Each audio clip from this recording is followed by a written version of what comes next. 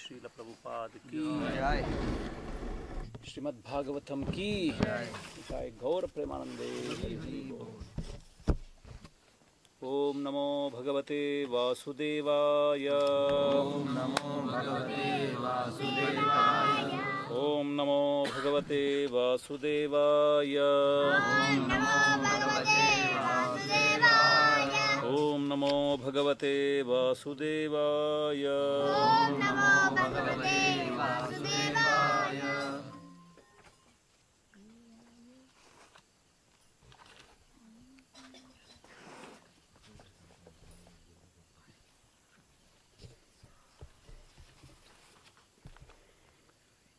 श्रीमद्भागवतं चतुर्दस्कंदं 10వ अध्यायं 5వ శ్లోకం। गत्वा उदीचीं दिशं राजा रुद्र अनुचर सेवितां ददर्श हिमवत् द्रोण्यां पुरीं संकुलां गत्वोदीचं दिशं राजा रुद्रानुचर सेवितां ददर्श हिमवर्ध्रोण्यां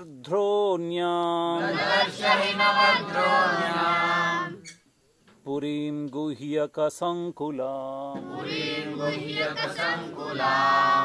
गत्वोदीचीं दिशं राजा रुद्रानुचर सेवितां ददर्श हिमवद्रोण्यां पुरीं गुह्यकसंकुलाम् गत्वोदीचीं दिशं राजा रुद्रानुचर सेवितां ददर्श हिमवद्रोण्यां पुरीं गुह्यकसंकुलाम्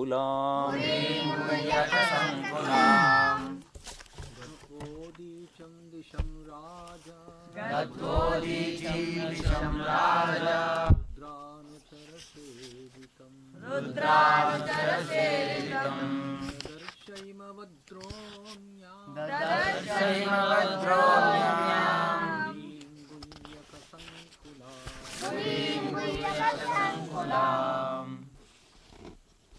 गत्वोदीचिं दिशं राजा रुद्रानुचरसेवितं ददर्श हिमवद्रोण्यां पुरीं गुह्यकसङ्कुलाम् गत्वोदीचिं दिशं राजा रुद्रानुचरसेवितं ददर्श हिमवद्रोण्यां पुरीं गुह्यकसङ्कुलाम् गत्वोदीचिं दिशं राजा रुद्रानुचरसेवितं ददर्श हिमवद्रोण्यां पुरीं गुह्यकसङ्कुलाम् गत्वोदीचिं दिशं राजा रुद्रानुचरसेवितं ददर्श हिमवद्रोण्यां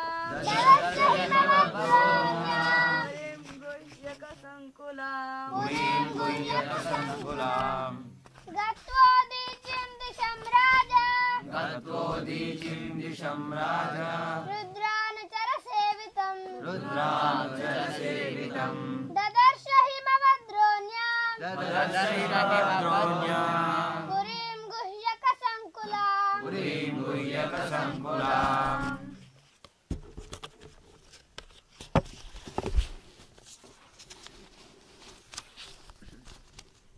ప్రతిపదార్థము గత్వా చని ఉదీచిం ఉత్తర దిశం దిక్కుగా రాజా రాజగుద్రువుడు రుద్ర అనుచర శివానుచరులచే సేవితాం సేవింపబడు దదర్శ గాంచను హిమవత్ హిమాలయ ద్రోణ్యం ఒక లోయలో పురీం పురమును గుహ్యకులతో సంకులాం నిండియున్నట్టి. అనువాదం మరియు భాష్యం శ్రీల ప్రభుపాదుల ద్వారా అనువాదం. ధ్రువుడు హిమాలయములకు ఉత్తర దిక్కుగా చని అచ్చట ఒక లోయలో శివానుచరులగు గుహ్యకులతో నిండియున్న ఒక పురమును గాంచెను. భాష్యము. యక్షులు దాదాపుగా శివభక్తులేనని ఈ శ్లోకమునందు తెలుపబడినది. దీనిని బట్టి యక్షులను టిబెట్టియన్ల వంటి హిమాలయ ప్రాంత వాసులుగా భావించవచ్చును.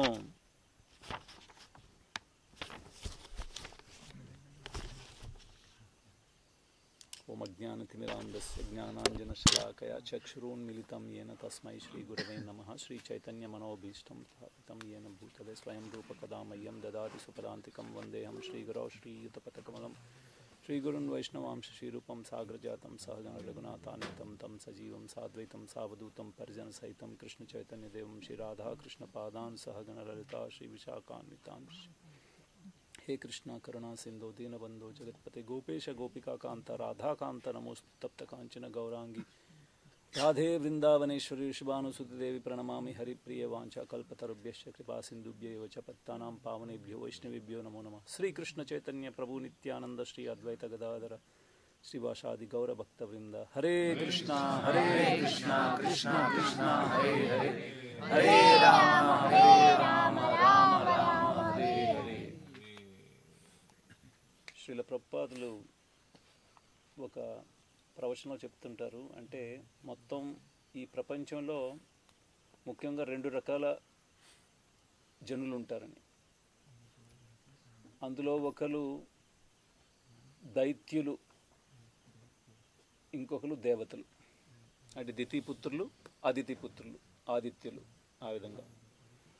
అయితే ఇందులో దేవతలు విష్ణు భక్తులు, రాక్షసులు విష్ణువుని అంటే విష్ణువుని శత్రువుగా చూసేవాళ్ళు. మొత్తం భూమండలం, అన్ని లోకాలు, అన్నిట్లో పరిస్థితి ఇదే విధంగా ఉంది. అంటే విష్ణువు శత్రువుగా చూసేవాళ్ళు, లేకపోతే విష్ణువు గురించి అంత ఎక్కువగా వినాలని వాళ్ళకి రుచి ఉండకపోవడం వాళ్ళ గురించి, అంటే విష్ణువు గురించి, విష్ణు కథ, హరికథ. అందుకోసమే చైతన్య మహాప్రభు ఏమంటారంటే శ్రీమద్ భాగవతం గురించి, శ్రీమద్ భాగవతంలో ప్రతి వాక్యము, ప్రతి పదము, ప్రతి అక్షరం, ప్రతి ఒక్కరే నానా అర్థ, రకరకాల అర్థాలు ఇచ్చేది. అలాంటిది శ్రీమద్ భాగవతం. దీన్ని గురించి వినడానికి మనలో కూడా అంత రుచి ఉండకపోవచ్చు, ఎందుకంటే మనలో కూడా అలాంటి భావనలే మనం కలిగి ఉన్నాం ఎన్నో జన్మల నుంచి. మనకి ఒకవేళ ఇప్పుడు సాయంత్రం ప్రవచనం అయితే ఇంకా మనకి చాలా రిలాక్సింగ్, ఇంకా కొంతసేపట్లో చాలామంది నిద్రకి వెళ్ళిపోతారు, కొంతమంది గురుకులు వినబడుతుంటాయి అటు ఇటు.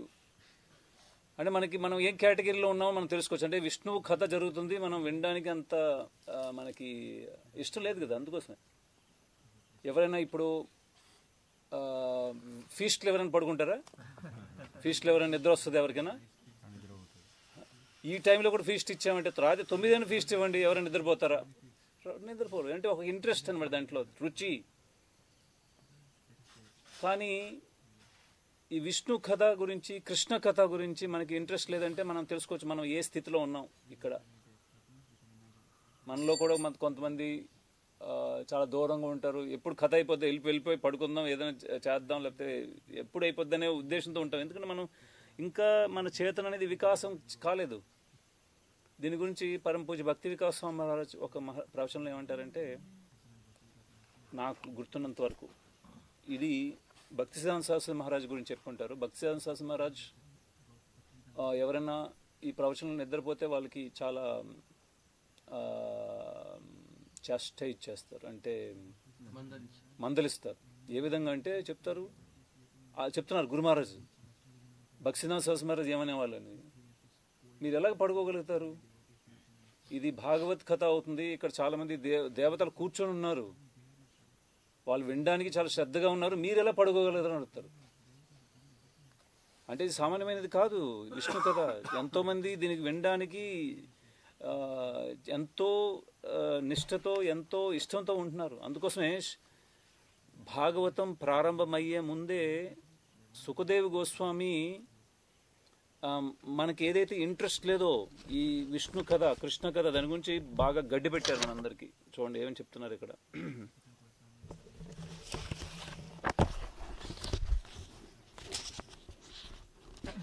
ఇది శ్రీమద్ భాగవతం 2వ స్కందం 3వ అధ్యాయం 20వ శ్లోకం.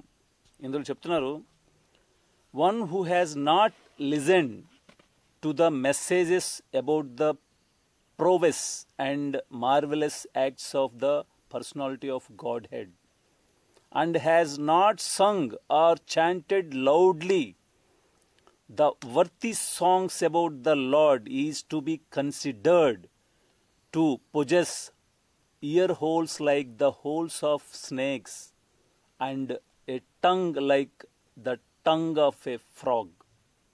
దీనికంటే ఇంకా ఏంటి మనకి అవసరం? ఏం చెప్తున్నారు చూడండి. ఏ వ్యక్తి ఈ పూర్ణ పురుషోత్తముడైన దేవాది దేవుడైన శ్రీకృష్ణుడి గురించి వినడానికి, ఆయన యొక్క దివ్యమైన లీలలు వినడానికి రుచి చూపించట్లేదు, ఆయన నామాల్ని కీర్తించడానికి గట్టిగా పలకట్లేదు, అలాంటి వాళ్ళ యొక్క చెవులు ఎలాంటివంట? పాములుండే కన్నాలంట. పాములుండే కన్నాలు ఇవి, అంటే ఇంట్రెస్ట్ లేదు. తర్వాత నాలుకలు ఎలా అంటామంట? భగవంతుడు కీర్తించడంలో ఎక్కువ నాలుకలు గట్టి పలకనం అయితే అవి కప్పల తాలూకు నాలుకలు. ఇంతకంటే మనకి ఏం అవసరం ఉంటుంది? ఇవి ఇలాంటివి వింటూ ఉంటే మనకి కొంచెం ఇంట్రెస్ట్ కలుగుతుంది. కానీ ఎంత మనకు విన్నా కొన్ని రోజులు ప్రయత్నించే అది ఇదనేది కొంచెం రోజులే ఉంటుంది. మళ్ళా మనం దులిపేస్తాం, మళ్ళా 2-3 రోజులతో మళ్ళీ పడుకుంటాం. అందుకోసమే హిందీలో ఏమంటారంటే భైన్స్కే సామ్నే భాగవత్ అంటారు. అంటే గేదె ముందు భాగవతం. ఇప్పుడు గేదె ముందు భాగవతం వినిపిస్తే ఏం లాభం ఉంటుంది చెప్పండి? దాని ముందు ఏమైనా భాగం చెప్తే ఏముంటుందా? అదే కాకుండా తెలుగులో కూడా అంటారు, చెవిటి వాని ముందు శంఖం ఊపితే ఏం లాభం ఉంది? ఎంత గట్టిగా ఊదండి మీరు, ఎంత దూరం ఎంత గట్టిగా ఊదినా ఏం లాభం ఉండదు చెవిటి వాడి శంఖం. అందుకోసం ఈ భగవత్ చర్చ ఏదైతే జరుగుతుందో మనకి ఎప్పుడు ఇది వస్తుంది, ఆ ఇంట్రెస్ట్ వస్తుంది. ఎప్పుడు కీర్తన కానీ ప్రారంభం అవుద్ది, భగవంతుడి గురించి చర్చ జరుగుద్ది, ఆ ఇంట్రెస్ట్ అనేది ఎప్పుడు కలుగుద్ది. అందుకోసం ఇవన్నీ ఇవ్వబడ్డాయి. ప్రతిరోజు ఒక కార్యకలాపంలాగా ప్రతిరోజు వినడం, శ్రవణం. దీని నుంచి మీలో ఉన్న మనం అందరం ఈ జగత్తుకి చెందిన వాళ్ళం కాదు. అది ప్రభుపాదులు ఎన్నో దగ్గర చెప్తున్నారు. మనమందరం భగవంతుని యొక్క పరంధామమైన గోలోక నివాసులం, మనం అందరం, లేకపోతే వైకుంఠ నివాసులం. ఇప్పుడు ప్రస్తుతం ఈ స్థితికి వచ్చినవి మనం మర్చిపోయాం. మన తలసా ఆ డ్యూటీస్ ఏంటి, ఏం చేసేవాళ్ళం, అంత ఉన్నతమైన స్థితిలో ఉండి ఇంత పనులు ఇప్పుడు చేస్తున్నామంటే మనం ఏ స్థితికి జారిపోయాం. ఇప్పుడు దాన్ని మళ్ళా గుర్తించాలంటే రోజు శ్రవణం చేయాలి, గుర్తెచ్చుకోవాలి. ఇవన్నీ ప్రాసెస్. ఇప్పుడు చూడండి, అందరూ కరసాము నేర్చుకుంటున్నారు. ఆ కరసాములో ముందు రకరకాల పేర్లతో ఆయన నిలిపాడు. గొలుసు కట్టని, లేకపోతే 6 అడుగులని, అలాగే తీసుకెళ్తున్నాడు. ఒక్కొక్కటి 6 అడుగులు ముందు నేర్పించాడు. తర్వాత ఎన్ని అడుగులకి వెళ్ళాడు? 10 అడుగులకు వెళ్ళాడు. 10 తర్వాత 15కి వెళ్ళాడు, 19 వెళ్ళాడు. అలా తీసుకువెళ్తున్నాడు. అంటే ఒకటి ప్రాక్టీస్ వలన మీకు ఐడెంటిఫై చేస్తుంది కదా, ఇది నెక్స్ట్ స్టెప్, ఇది నెక్స్ట్ స్టెప్, ఇది నెక్స్ట్ స్టెప్. భక్తిలో కూడా మనం చేస్తున్న కార్యకలాపాలని స్టెప్ బై స్టెప్, ఒకటి. అంటే ఆచార్యులు ఎలాగ ఇచ్చారంటే ఒకదానికి ఒక లింక్, ఒకదానికి ఒక లింక్. ఇది చేశాడా, ఇన్ని గంటలు ఇది సక్రమంగా వస్తున్నాడా ప్రవచనాలకి, ఇన్ని కీర్తనలు బాగా పాల్గొంటున్నాడా, తర్వాత ఎంత శ్రద్ధతో వింటున్నాడు. అలా భగవంతుడి గురించి ఏంటంటే ఒకసారి వాడు భగవంతుడి గురించి కీర్తన కానీ, అంటే ఇప్పుడు ఆ స్థితి ఉండదు మనకి. నామం జపించినప్పుడు ఏడపాల్సి వస్తుంది భగవంతుడి కోసం. ఆ పరిస్థితి ఉన్నతమైన స్థితిలో ఉన్న వాళ్ళకు ఉంటుంది. ఇప్పుడు చూడండి, ఇప్పుడు ఇక్కడ ఎవరైనా పిల్లలు, ఇప్పుడు ఇక్కడ ఉంది ప్రవచనం, ఒక్కసారి పిల్లలు ఏమైనా ఏడుపు ఒక సౌండ్ వచ్చిందంటే ఇక్కడ ఉన్న 3 మాతాజీలు ముందు ఎలర్ట్ అయిపోతారు. ఎవరిదో అది అంటే వెంటనే అందరూ అంత ఎలర్ట్ అవ్వరు. 3 మాతాజీలు ముందు ఎలర్ట్ అవుతారు. ఎందుకు? చిన్నపిల్లలు ఉన్నారు, చిన్నపిల్లల సౌండ్ వచ్చింది ఎవరిదని. ఆ తర్వాత 3 ప్రభుజీలు కూడా ఎలర్ట్ అవుతారు. రోజు వింటున్నారు కదా సౌండ్, వెంటనే ఎలర్ట్. ఎందుకంటే ఆ ఏడుపు విన్నారు పుత్రునిది. అంటే అది కాకుండా మేము గుజరాత్లో ఉన్నప్పుడు చాలా గోశాలలోకి వెళ్ళి చూసేవాళ్ళం. అక్కడ వేల కొలది ఆవులు ఉంటాయి. అందులో వాళ్ళు దూడలన్నీ తీసేసి ఒక పక్కకు తీసుకెళ్ళిపోతారు. ఒక చిన్న దాంట్లో కట్టేస్తారు, ఆవులన్నీ విడిచిపెడతారు. ఎప్పుడైతే పాలు తీయాలో విడిచిపెడతారు, ఇన్ని ఆవుల్లో ఏ దూడ దానికి అది వెతుక్కుని వెళ్ళిపోద్ది. అది దాని దగ్గరికి, తల్లి దగ్గరికి ఈజీ గుర్తుపెట్టేస్తుంది. అది ఇంకేంటి, 1 రోజు 2 రోజులు పుట్టింది కూడా తల్లిని పట్టేస్తుంది. అలానే భగవంతుడి యొక్క మనమందరం మమై వాంశో జీవలోకే జీవభూత సనాతన, మనం సనాతన భగవంతుని యొక్క అంశాలు. ప్రతి ఒక్క జీవి, ఇక్కడ జీవి వాటికి ఎక్కువ ఇంకా కప్పబడి ఉంది వాళ్ళకి. ఇక్కడ చాలా చీమలు తిరుగుతున్నాయి, రకరకాల జంతువులు ఉన్నాయి, రకరకాల కీటకాలు ఉన్నాయి. అవి తాలూకా చేతన అనేది చాలా కప్పబడి ఉంది. మనుషుల చేతన అనేది కొంత వికసితం జరిగింది. అందులో కూడా భక్తుల చేతన ఇంకా బాగా వికసించింది. భగవంతుడు శ్రీకృష్ణుడు ఈ ధ్యేయం, ఈ ధ్యేయ పూజ్యశ్చ నిత్యద, ధ్యేయ పూజ్యశ్చ నిత్యద, అల్టిమేట్. ఈ ధ్యేయం అంటే అక్కడ ధ్యేయ వేరే మీనింగ్ ఇచ్చారు, అంటే స్మరణం గురించి చెప్పినట్టున్నారు. కానీ అల్టిమేట్ గోల్ భగవంతుడు నిత్యం ఎలా మనం గుర్తెచ్చుకోగలం, స్మరించగలం, ఆయన్ని కీర్తించగలం. ప్రతి ఒక్క కార్యకలాపం భగవంతుడితో మనం ఎలాగ అటాచ్ చేయలేం. అది చాలా ఉన్నతమైన స్థితి. గోలోకం వెళ్ళడం, వైకుంఠం వెళ్ళడం కంటే ఉన్నతమైన స్థితి ఇది. ఏ విధంగా భగవంతుడిని నేను ఏ విధంగా నా జీవితంలో ప్రతి సమయం నేను గుర్తెచ్చుకోగలను ఆయన గురించి, అంత రిమెంబరెన్స్. అందుకోసమే రూప్ గోస్వామి భక్తి రసామృత సింధులో చెప్తున్నారు, యవ్వన దశలో ఎవరు యువకుల గురించి యువతుల గురించి ఎంత చింతన ఉంటుంది, అది చాలా స్ట్రాంగ్ ఆ టైంలో ఉన్న ఇది ఆ కోరిక. అలానే భగవంతుడు ఉన్నతమైన అంటే భక్తుడు ఉన్నతమైన స్థితికి ఎప్పుడు వస్తాడో, ఎప్పుడు ప్రతి దగ్గర భగవంతుడిని గుర్తించుకోవడానికి ప్రయత్నాలు ప్రారంభిస్తాడు. ఎప్పుడైతే అవకాశం లభిస్తుందో భగవంతుని కీర్తించడానికి, భగవంతుడి గురించి వినడానికి, దాన్ని చాలా ఉన్నతమైన అవకాశంగా తీసుకుంటాడు. అందుకోసమే శ్రీమద్ భాగవతంలో ఇంకో దగ్గర చెప్పబడింది,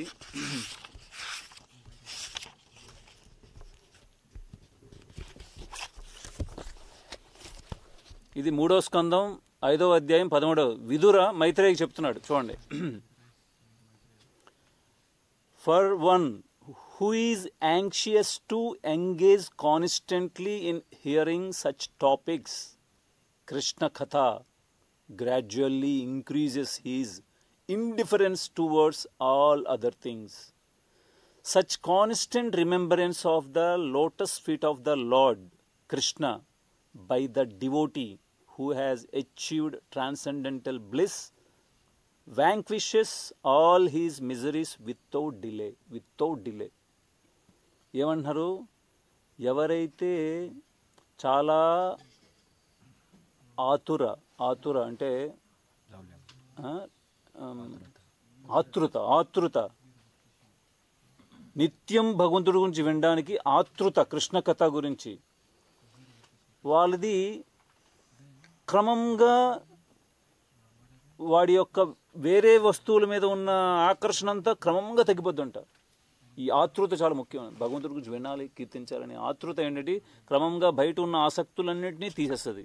ఏవైతే తినడానికి ఆసక్తి ఉందో, రకరకాల రుచులు ఉందో, రకరకాల వస్తువులు చూడడానికి ఆకర్షణ ఉందో, స్వయంగా స్వయం కీర్తి కోసం ఆకర్షణ ఉందో, ప్రశంసల గురించి ఆశ ఉంది, ఇలాంటి ఆకర్షణ డబ్బు గురించి, ధనం గురించి, బంగారం గురించి, రకరకాల గురించి ఏవైతే ఆసక్తులు ఉన్నాయో అన్నీ తొలగిపోతాయంటే ఎవరైతే నిత్యం భగవంతుడి గురించి కథ వినాలనుకుంటున్నారో.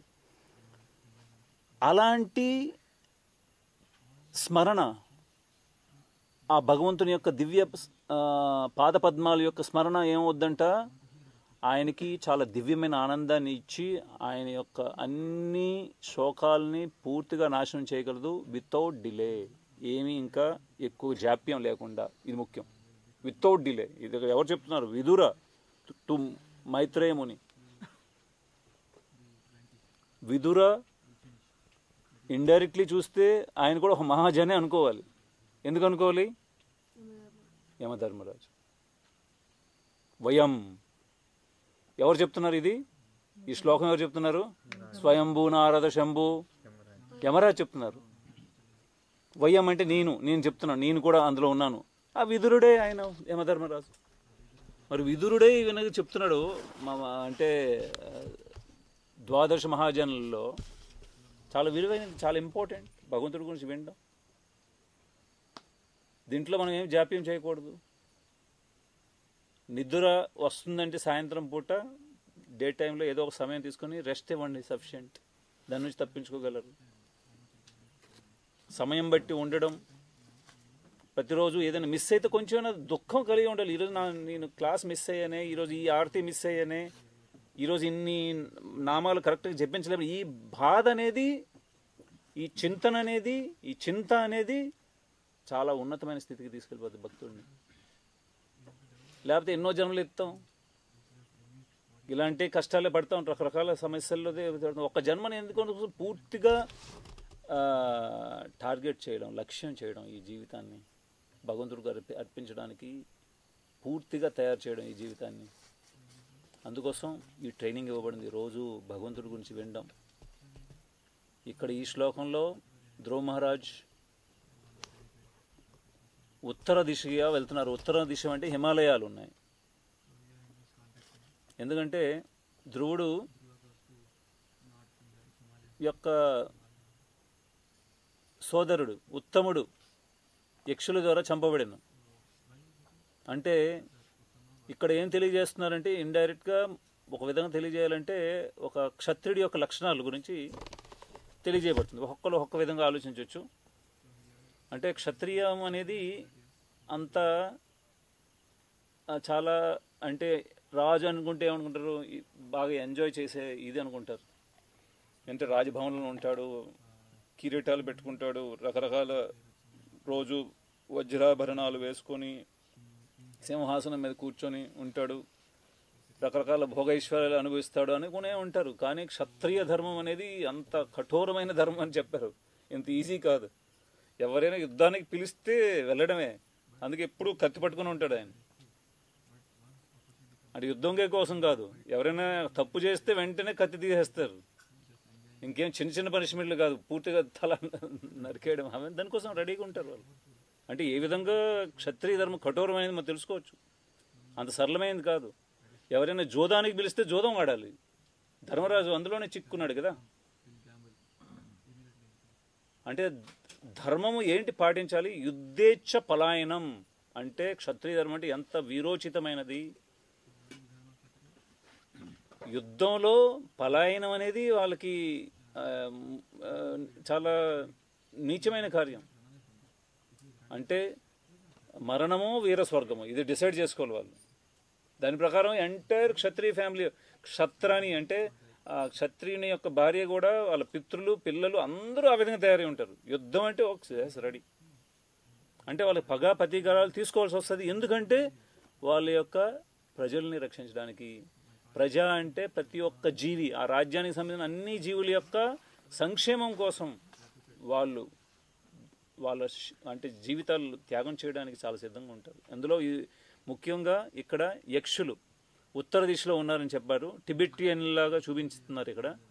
ముఖ్యంగా ఏంటంటే మనం భూమి గుండ్రంగా ఉందనుకుంటున్నాం. శాటిలైట్ కూడా అదే చూపిస్తుంది, శాటిలైట్ ఇమేజ్. హిమాలయం తర్వాత కొంచెం చైనా, అలా మంగోలియా, అలా వెళ్ళి ఉత్తర ధ్రువం అక్కడికి ఎంటర్ అయిపోయింది. మళ్ళా గ్లోబ్ స్టార్ట్ అయింది. దీని ద్వారా ఏం తెలుసుకోవచ్చు అంటే ముఖ్యంగా మన ఇంద్రియాలని నియంత్రించబడుతున్నాయని తెలుసుకోవచ్చు. ఏ విధంగా అంటే ఇందులో ఇంద్రియాలు ఉన్నాయి, ఇంద్రియ విషయాలు ఉన్నాయి, దేవతలు ఉన్నారు. ఈ ఇంద్రియాలకు సంబంధించిన దేవతలు వీళ్ళు ఎంత మనం చూడగలం అంత నియంత్రిస్తున్నారు. అన్ని నియంత్రణ. ఇప్పుడు మనం ఎంత చూడగలం, ఒక మనిషికి ఇవ్వబడిన కళ్ళుతో ఏం చూడగలం, ఎంత దూరం చూడగలం, ఏ వెలుగులో చూడగలం, అవన్నీ డిసైడ్ చేయబడతాయి ఆత్మకి బాడీ ఇచ్చే వరకు. ప్రతి దగ్గర ఆత్మ ఉంది, ప్రతి జీవిలో ఆత్మ ఉంది. ఆ జీవికి శరీరం ఇవ్వబడిన బట్టి, దాన్ని బట్టి ఏవైతే అంగాలు ఇవ్వబడ్డాయో లేకపోతే ఇంద్రియాలు ఇవ్వబడ్డాయో దాన్ని బట్టి దాని తాలూకా శక్తి కూడా ఇవ్వబడింది. ఇప్పుడు చూసారంటే పాము ఉందనుకోండి, అది రాత్రి చూడగలదు. దాని కంట్లో ఆ విధంగా సిస్టమ్ పెట్టాడు భగవంతుడు, అది రాత్రి చూడగలదు. అదేవిధంగా పక్షులు, ఆ గద్దలు ఎంత మీద ఎగురుతుంటాయి, అంత మీదకి వెళ్ళి ఇక్కడ చిన్న ఎలక పిల్ల కనిపించేస్తుంది అక్కడి నుంచి. ఇది మనం రామాయణంలో కూడా చూడొచ్చు. ఏ విధంగా అంటే జటాయు గురించి, జటాయు ఇంకా వాళ్ళ సంపాతి వాళ్ళ బ్రదరే. అక్కడ కొండెక్కి అక్కడ నుంచి లంక చూసాడంటే, లంక ఎక్కడుంది లంక? ఎన్నో యోజనాల దూరం. అది కళ్ళు ఆ విధంగా అడ్జస్ట్ చేయబడింది, కనిపిస్తున్నాయి అన్నమాట. మనం చూడలేం, మనకు ఒక డిస్టెన్స్ ఇవ్వబడింది, అంతవరకు చూడగలం. ఇప్పుడు మొత్తం ఇది చూసామంటే భూమండలం తాలూకు డిజైన్ మీరు చూసారంటే ఉత్తరం ఓన్లీ హిమాలయాలు అనుకుంటాం, కానీ మెరు పర్వతం ఉంది ఉత్తరం. అది ఎవరికి కనిపిస్తుంది? ఎంతో పుణ్యాత్ములుగా కనిపిస్తుంది. మనకి ఇప్పుడు కనిపిస్తుంది ఉత్తరం చూసామంటే ఏమి కనిపిస్తుంది? ఇక్కడ కొండలు కనిపిస్తాయి అంతే. ఇంకా ముందుకి మెరు పర్వతం ఉంది. ఇంకా ఇవి మొత్తం ఇవి చూసారంటే 9 వర్షాలు ఉన్నాయి ఇక్కడ. అందులో భారత వర్షం. ఏ విధంగా వీళ్ళ తండ్రి దీనివల్లనే అనుకుంటాను ఏర్పడ్డాయి మొత్తం. ఎవరు? ప్రియవ్రత్, ఉత్తానపాద్, ఇద్దరు బ్రదర్స్. వాళ్ళ చక్రం వల్లనే ఇవి నదులు అంటే సముద్రాలు ఏర్పడ్డాయి, ఖండాలు ఏర్పడ్డాయి, ఇవన్నీ ఏర్పడ్డాయి. ఇవన్నీ ఇప్పుడు ప్రారంభం అవుతుంది. ఇంక ఇప్పుడు ఈ మన్వంతరం తాలూకు ఇది ప్రారంభం అవుతుంది. దానికి ప్రారంభంలోనే పుత్తూర్లు ఇవన్నీ చెప్పాడు కదా కొంచెం ముందు శ్లోకాల్లో, ఎవరెవరితో వివాహం జరిగింది ధ్రువ మహారాజ్. అంటే క్షత్రియ ధర్మం అనేది ధర్మబద్ధం, ఏంటి చేయాలి అనేది బ్రాహ్మణుల ద్వారా తెలుసుకుంటారు. అంటే బ్రాహ్మణులు ఏ విధంగా అంటే బ్రాహ్మణులు, క్షత్రియులు, వైశ్య, శూద్ర ప్రతి ఒక్కరికి ధర్మం అనేది చిన్నప్పటి నుంచి నూరి చెప్పబడుద్ది. వాళ్ళ తల్లిదండ్రుల ద్వారా, గురుజనుల ద్వారా, సమాజం ద్వారా, కుల పెద్దల ద్వారా నువ్వు ఏం చెయ్యాలి, ఏం చేయకూడదు చిన్నప్పటి నుంచి శిక్షణ. ఇప్పుడు దాన్ని మళ్ళా పునరుద్ధరించడానికి ప్రయత్నం. మనం ఎన్ని సంవత్సరాలు వచ్చేసాం ముందుకి, మళ్ళీ పునరుద్ధరించడానికి ప్రయత్నం. ఇప్పుడు భవిష్య పురాణం అని ఒకటి ఉంది, అది కూడా సంకలనం చేశారు. అందులో వేదవ్యాసులు సంకలనం చేశారు అనుకుంటున్నాను భవిష్య పురాణం.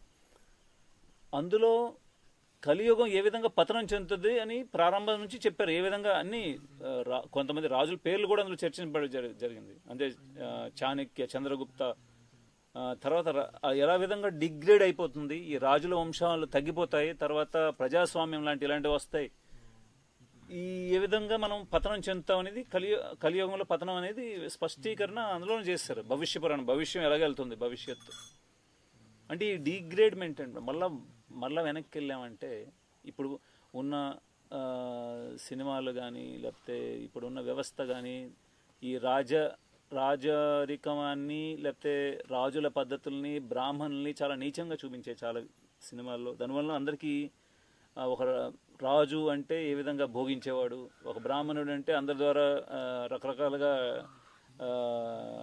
అంటే జ్యోతిష్యం ద్వారా, పురోహితం ద్వారా రకరకాల చూపించి అందరికీ చాలా తక్కువ. కానీ ధర్మం, వాళ్ళకి ధర్మం ఏంటి, డ్యూటీ ఏంటి, మా డ్యూటీ. అందువలన రాజులు అనేది స్వయంగా వాళ్ళు రాజరికం చేయడం కాదు, ఒక అంటే మంత్రుల ద్వారా వాళ్ళు బ్రాహ్మణులు అయి ఉండి శాస్త్ర అధ్యయనం చేసి శాస్త్రం ఉన్న దాన్ని బట్టి వాళ్ళు పరిపాలన చేసేవాళ్ళు. అందులో ఒక ధర్మం ఏంటంటే ప్రజలను రక్షించడం, తర్వాత దానికోసం యుద్ధం చేయడం అంటే చాలా బలం అవసరం, చాలా శౌర్యం అవసరం. ఈ శౌర్యం ఇవన్నీ మళ్ళీ వెనక్కి ఎలాగో వస్తాయి, మళ్ళీ వెళ్ళగా వస్తాయి. ఇప్పుడు చూడండి అక్కడ ముందు నుంచి వృత్తాంతాల్లో కూడా చూసామంటే గాది పుత్రుడు విశ్వామిత్రుడు, గాది రాజు, విశ్వామిత్రుడు కూడా రాజు. కానీ ఎప్పుడైతే వశిష్ఠుడు ఇంటికి వెళ్ళాడో అక్కడ సురభియే కామధేను అది ఉత్పత్తి చేసిన వంటకాలు ఇవన్నీ చూసి ఇంత వైభవం, ఒక బ్రాహ్మణుడు ఇంత అంటే మా మీద ఆధారపడేవాళ్ళు బ్రాహ్మణులు, ఎందుకంటే వాళ్ళు దానం మీద ఆధారపడేవాళ్ళు, వాళ్ళకి ఇంత శక్తి, మాకు ఇన్ని రకాల వండించి ఇంత వైభవశాలి అని కామధేను ఆయన కోరుకున్నాడు. వశిష్ఠుడు అది వీలు కాదన్నప్పుడు అప్పుడు యుద్ధం చేశాడు, అయినా వీలు కాలేదు. కామధేను దూరం నుంచి చాలా మంది సైనికులు ఉత్పత్తి అయ్యారు కదా యుద్ధం చేయడానికి. కామధేను దాని నుంచి సైనికం ఉత్పత్తి ఓడిపోవాల్సి వచ్చింది. కానీ నాకు ఎలాగైనా పొందాలనే ఉద్దేశంతో అప్పుడు రాజు కంటే క్షత్రియుడి కంటే బలమైన వాడు బ్రాహ్మణుడు అని తెలిసిపోయింది. రాజు దగ్గర బలం ఉంది, శక్తి ఉంది, కానీ బ్రాహ్మణుల దగ్గర బ్రాహ్మణత్వం ఉంది, వాళ్ళ ప్యూరిటీ అంటే మంత్రశక్తి ఉంది, శాస్త్రశక్తి ఉంది.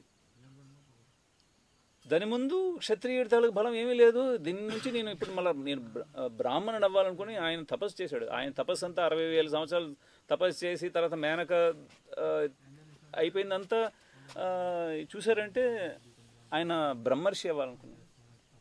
రాజర్షి, బ్రహ్మర్షి.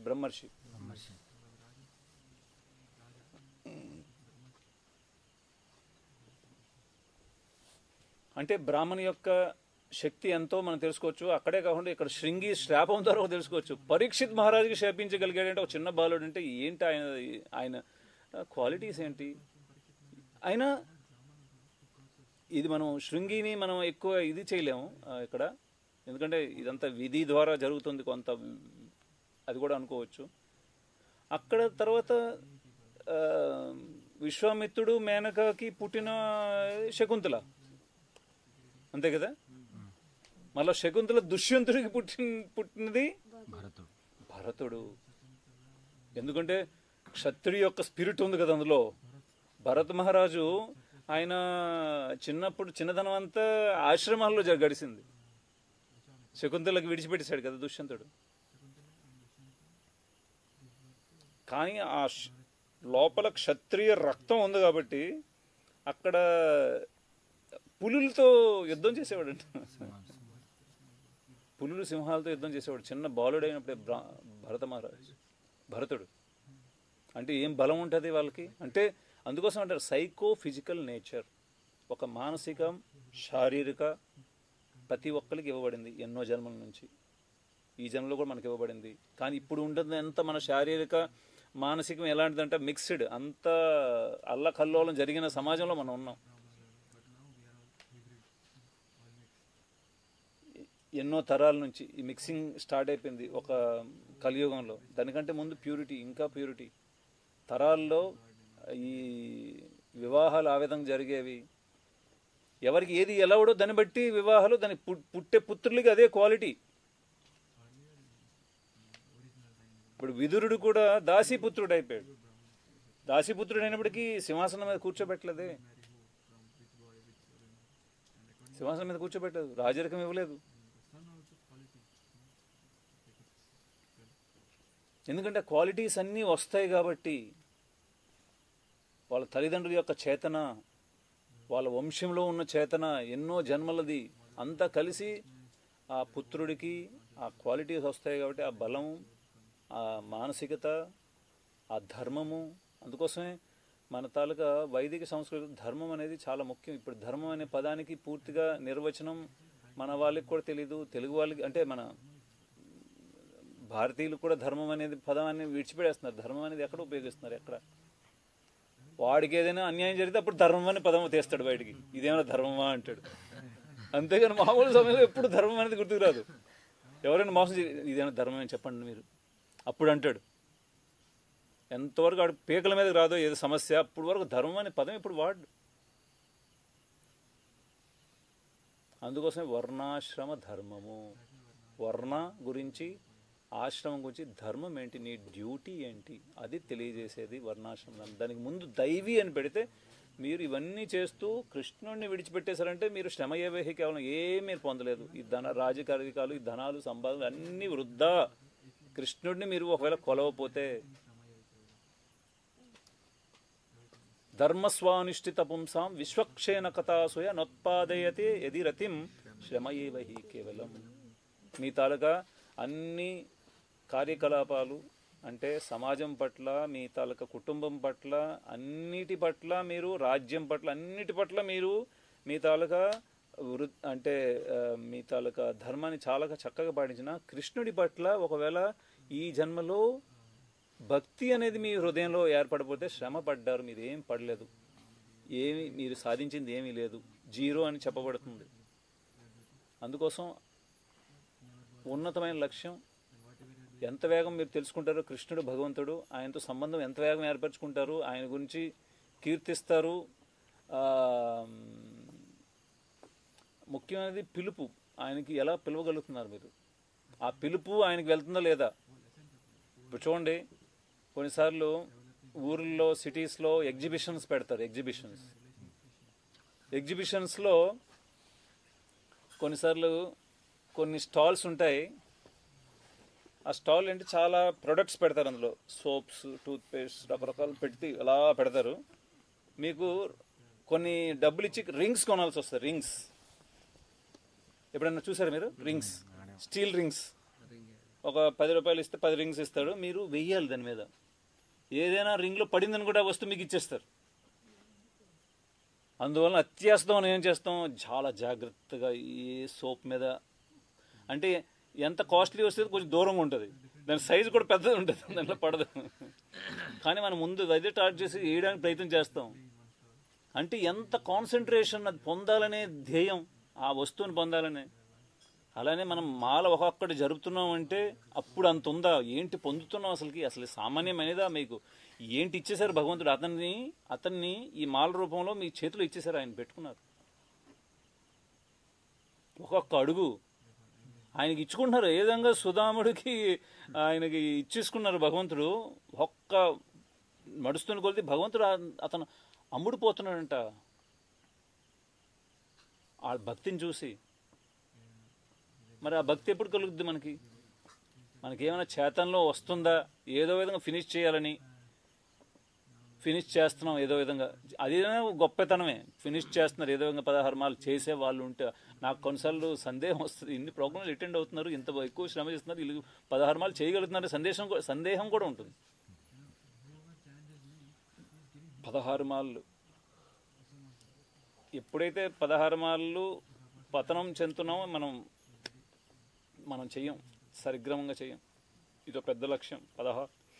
ఎంత ధ్యానపూర్వకం చేస్తున్నారు, దాని మహిమ, దాని ప్రయోజనం తెలుసుకోవడం. ప్రయోజనం ఏంటి? ఆ ప్రయోజనం ఎక్కడ చూసిన ప్రయోజనాలే. ఈ పుస్తకం అంతా నామం గురించి చాలా ప్రయోజనాలు చెప్పబడింది, ఇంత అంత కాదు. నామం సామాన్యమైనది కాదు, భగవంతుడు స్వయం. మరి మనకి ఎందుకు అది కలగట్లేదు? ప్రతిరోజు వింటున్నాం, ఎప్పుడు కలుగుద్ది ఆ నామం? ప్రతి సేవ చేయాలని ఎప్పుడు భావం కలుగుద్ది?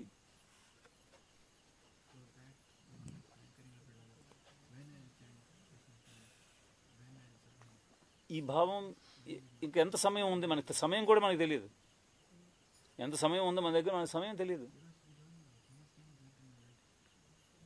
అందువలన అందరికీ చాలా ముఖ్యమైనది ఏంటంటే, ఏవైతే ప్రభుపాదులు మన కోసం ఇచ్చారో ఆ కార్యకలాపాలని ఎంత నేర్పరితనంతో మీరు చేయగలుగుతున్నారు, భగవంతుడి యొక్క గుర్తింపు మీరు పొందుతున్నారు.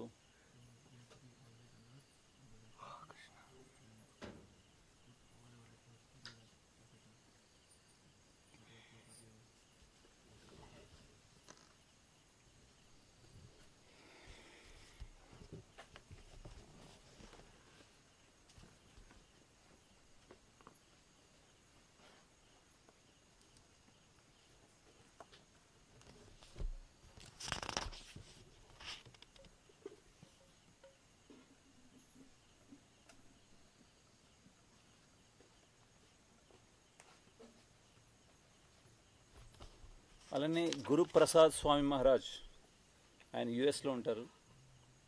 నేను ఇక్కడికి వచ్చే ముందే నందగ్రామ్ వచ్చారు. ఆయన అంటున్నారు, మీరు ఎంత శాతం కృష్ణ చేతన్ని కలిగి ఉన్నారు, కృష్ణ చేతనం లేకపోతే కృష్ణ చైతన్యం కలిగి ఉన్నారు. ఈ పూర్తి 24 గంటల సమయంలో మీరు ఎంత భగవంతుడిని స్మరించగలుగుతున్నారు, మీ చేతనలో భగవంతుడు రాగలుగుతున్నాడు, అంత పర్సంటేజ్ మనం కృష్ణ చైతన్యం కలిగినట్టు. ఇప్పుడు చూడండి, ఎన్ని నిమిషాలు, ఎన్ని సెకండ్లు, ఎన్ని గంటలు మనకి భగవంతుడు ఆయన వాస్తవికమైన మన చేతనలో మనం భక్తి చేయగలుగుతున్నాం. మనం ఎంత వెళ్ళాలి? 24 గంటలు వెళ్తే పర్సంటేజ్ 100%. ఒక్కరోజు కాదు, ఎన్ని రోజులు మనం జీవించామో అంతవరకు మనం తీసుకెళ్ళాలంటే ఇది సామాన్యమైన టార్గెట్ కాదు, అసలు సామాన్యులకు కాదు. మరి అంత పర్ఫెక్షన్ రావాలంటే ప్రయత్నం కూడా చేయాలి. ప్రతి ఒక్కరికి సాధ్యమే. అక్కడ కట్వంగ ముని, ఆయన గురించి, కట్వంగ రాజు, ఆయన గురించి వస్తుంది. రాజా కట్వంగ శ్రీమద్ భాగవతంలో వస్తుంది. ఆయన ఒక్కసారి అడుగుతాడు దేవతల్ని, ఆయన యుద్ధం చేస్తాడు అనుకుంటాను. దేవతలను అడుగుతాడు, ఇప్పుడు నాకు ఎంత సమయం ఉంది, నా ఆయుష్ ఇంకెంత ఉందంటే, కొన్ని క్షణాల్లో నీ ఆయువు అయిపోతుందంటే వెంటనే అన్నీ విడిచిపెట్టేసి కృష్ణ భక్తి చేశాడు. ఆ కొంత సమయంలోనే ఆయన యొక్క పూర్తి పరిపూర్ణతకు వెళ్ళాడు. అందువలన పరిపూర్ణత అంటే భక్తిలో అంటే చాలా వరకు మన తాలూకా సద్గుణాలు బయటికి ప్రకటన అవ్వడం. అంటే లోపల ఎలా ఉంటున్నామో అలాగే బయట ఎలా ఉంటున్నామో అలాగే లోపల. దీన్ని సరళత అంటారు. పారదర్శకత, సరళత, స్ట్రైట్ ఫార్వర్డ్నెస్. అంటే మనం బయట నటించవచ్చు, లోపల వేరేగా ఉండొచ్చు.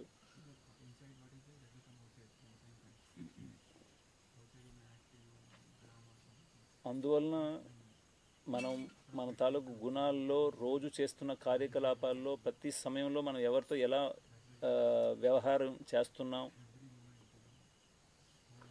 అందులో మన స్వార్థం ఎంత చూసుకుంటున్నాం. అసలైన స్వార్థం ఏంటంటే ప్రహ్లాద్ మహారాజ్ అంటారు, నతే విదు స్వార్థ గతిం హి విష్ణు. అసలైన స్వార్థం ఏంటి? మీ తాలూకు సెల్ఫ్ బెనిఫిట్ ఏంటి? విష్ణువుకి మీరు ఏమి ఇవ్వగలుగుతున్నారు 24 గంటల సమయంలో. కానీ మనకి ఎంత ఇవ్వగలుగుతున్నా అది మన స్వార్థం అనుకుంటున్నాం. ఇప్పుడు మన శరీరానికి, మన ఇంటికి ఎంత మనం ఏది కలిగి ఇస్తున్నామో అది మన స్వార్థం, మన సెల్ఫ్ బెనిఫిట్. అది కాదంటున్నారు. నతే విదు స్వార్థ గతిమి విష్ణు. విష్ణువుకి మీరు ఏమి ఇస్తున్నారు? మీ సమయాన్ని ఎంత ఇస్తున్నారు? మీ చేతన్ని ఎంత ఇస్తున్నారు? మీ సేవల్ని ఎంత ఇస్తున్నారు? అది మీ తాలూకు అసలు వాస్తవిక బెనిఫిట్ అని చెప్తున్నారు. అందులోనే నిహితమైంది మీ స్వార్థం, అందులోనే మీ తాలూకు బెనిఫిట్ అంతా ఉంది. దానికి ప్రహ్లాద్ మరి ఇది ఉదాహరణ ఇస్తారు. ఏ విధంగా మీరు అద్దం ముందుండి ప్రతిబింబానికి ఏం పెట్టినా అది మీకే చెందుతుంది. దానికి మీరు ప్రతిబింబంగా మేసాలు గీశారనుకోండి, అది మీ మేసాలలాగే ఉంటాయి అవి, అర్థమైంది కదా. దానికి బొట్టు పెడితే బొట్టు మీకే అనిపిస్తుంది. అలానే మీరు ఏమి అర్పిస్తున్నా ఇండైరెక్ట్లీ మీకే బెనిఫిట్. రోజు మీకు అవకాశం లభిస్తే భగవంతుడి యొక్క ఆరతి చేయండి, అదంతా యాక్చువల్లీ మీకే చెందుతుంది, మీకే అది బెనిఫిట్. మీ తాలూకు మార్గాన్ని క్లియర్ చేస్తున్నాడు భగవంతుడు. ఇంకా స్పష్టం. ఎక్కడైనా సమయం దొరికితే దాన్ని ఉపయోగించండి. మీరు ఒక కరెక్ట్ చేతనలో అంటే సమయం అందరికీ ఈ సేవ ఒకటి లభిస్తుంది. ఇక్కడ మీరు ఎవరు చెప్తే కాదు, వాలంటీర్లు రావచ్చు, ఎక్స్ట్రా సర్వీస్. అది ప్యూరిఫైయింగ్, చాలా ప్యూరిఫైయింగ్. ఒకవేళ కరెక్ట్ చేతనతో మీరు చేశారంటే, మీరు ఇంకా పరమ చేతనలో చేశారంటే, మీరు ఆ విసిరే వింధ్యా మరి డెఫినెట్లీ భగవంతుడు రిసీవ్ చేసుకుంటాడు. ఆ గాలి అంత పర్ఫెక్షన్, అంత మన తాలూకా ఇది రావాలి చేతన. మీరు దీపం అర్పిస్తున్నారంటే భగవంతుడు డైరెక్ట్లీ స్వీకరిస్తున్నాడు. ఒకవేళ ఆ చేతన ఉంటే, ఒకవేళ మీ మైండ్ అప్పుడు ఆ టైంలో ఆయన చరణాలకి, వక్షస్థలానికి, శిరస్సుకి మీరు కరెక్ట్గా తిప్పుతున్నారంటే, దేనికి ఎంత తిప్పాలి అది ఉంది. అందరూ మనం అన్నిటికీ తిప్పేస్తున్నాం రకరకాలుగా. అది కాదు యాక్చువల్లీ. అది ఒకరోజు మీకు చర్చిస్తాం. దానికి ఒక పద్ధతి ఉంది. దేనికి ఎన్నిసార్లు తిప్పాలి, దేన్ని ఎవరిని చూపించాలి, కరెక్ట్ నియమాలు ఇంకా మనం తెచ్చుకోలేదు. ఇంకా అది ఒకవేళ కరెక్ట్ చేతనతో చేస్తున్న డెఫినెట్లీ ఆ భగవంతుడు అది రిసీవ్ చేసుకుంటాడు. ఓ ప్రతిదీ మీరు అర్ఘ్యం సమర్పిస్తున్నారు, ఆయనకు వస్త్రం సమర్పిస్తున్నారు, పుష్పం. అందుకోసం ఎక్కడైనా మీకు లభించిందంటే దాన్ని కొనుక్కోవాలి. అది ఆపర్చునిటీ తీసుకోవాలి. దీంట్లో వెనక్కి వెళ్ళొద్దు. మీకు సమయం లభించిందా, మీ ఇంద్రియాలను ఉపయోగించింది, ముందుకెళ్ళండి. ఇది కొన్ని ఎక్స్ట్రా సర్వీస్ ఉంటాయి. ఇలాంటివన్నీ ఎక్స్ట్రా చేయొచ్చు, ఈజీ, సరళం. దాని గురించి వెనక్కి వేయద్దు. చలి లేకపోతే ఇంకేదో మళ్ళీ అక్కడ ప్రణామం చేయాలి. ఇప్పుడు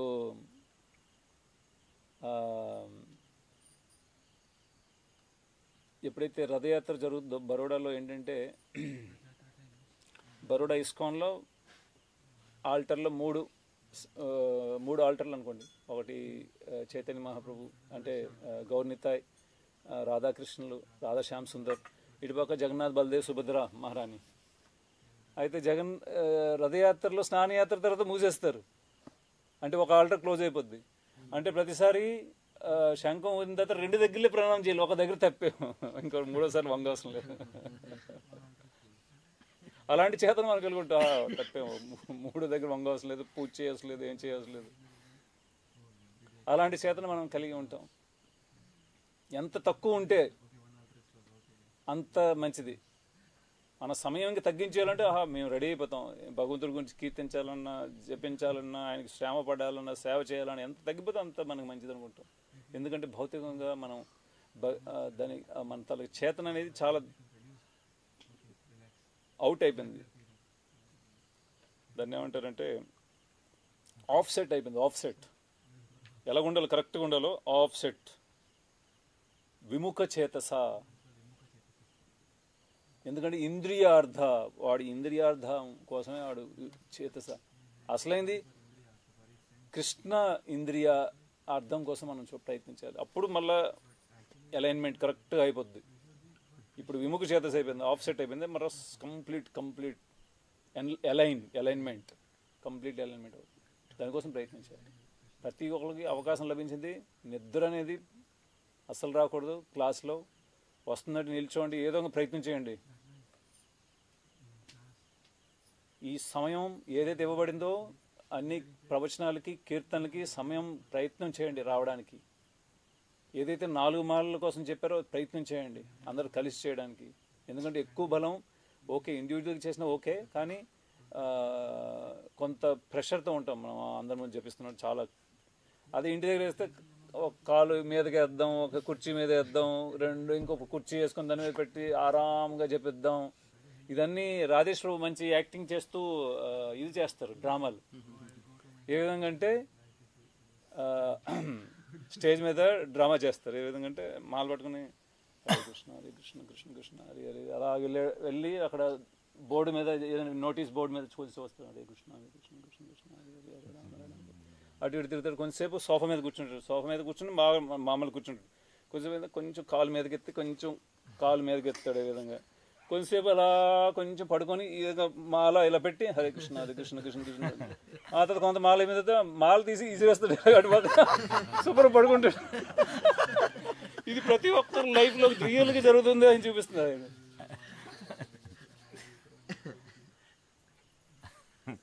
ఇది ప్రతి ఒక్కరి లైఫ్లో ఉన్నది. ఇది మనం ఏ స్థాయిలో ఉన్నాం ఇప్పుడు చూసుకోవాలి. మనం ఇప్పుడు ఏ స్థాయిలో ఉన్నాం. హరే కృష్ణ. ఎవరికైనా ప్రశ్నలు ఏమైనా చెప్పాలనుకుంటున్నారా?